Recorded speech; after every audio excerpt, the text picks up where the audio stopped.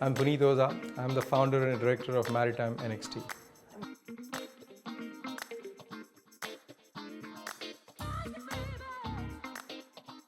So the world is changing at a very fast pace. I think most of the founders are extremely clued on in their own space, what they are trying to develop.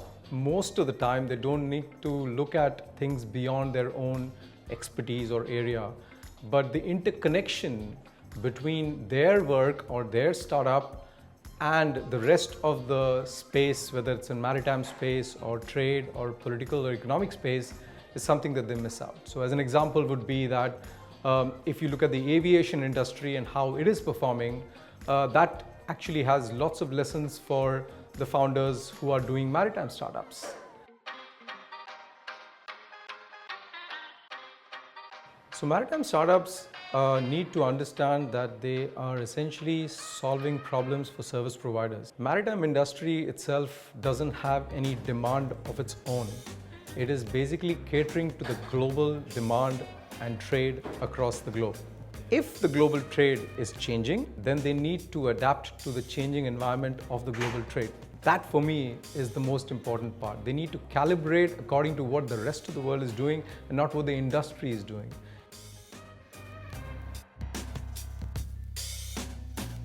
If I was speaking to a room full of early stage founders in the maritime space, my advice to them would be to basically look at geographical regions which have the most potential, along with a collaborative mindset to try and see how companies can actually benefit or work with these startups. These are the two things which are very important in my mind. With regard to geographical regions, I would say they need to focus on Africa. Africa, I would say, has the most potential in terms of trade, shipping, and growth. And as far as companies are concerned, I think Asian companies have got more experience because of the volume, but at the same time, the European companies have got a lot of traditional and historical ties to the maritime industry.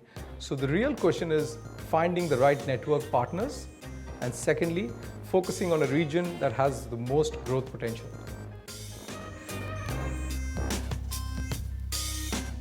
So most of the time, the startups are looking at chaos. The mainstream media, or even social media for that matter, is focused on the negatives of any of the chaos areas. So if you look at the chaos part, let's say a Trump chaos or created chaos, you're looking at all the negatives that are coming out. But because of what Mr. Trump is doing, he's also creating lots of opportunities to do more business in other parts of the world. Maybe America is suffering in some ways, but the rest of the world is obviously going to benefit because the trade is always a zero-sum game. So that is where navigating chaos is all about. It's about trying to basically create opportunities or spot opportunities in the current chaotic environment.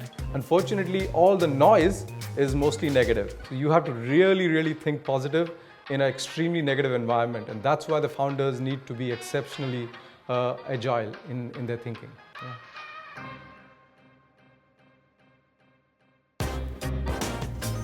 So volatility is actually good for most businesses. They actually like volatility because volatility creates opportunities, and therefore the startup also has an ability to solve a pain point.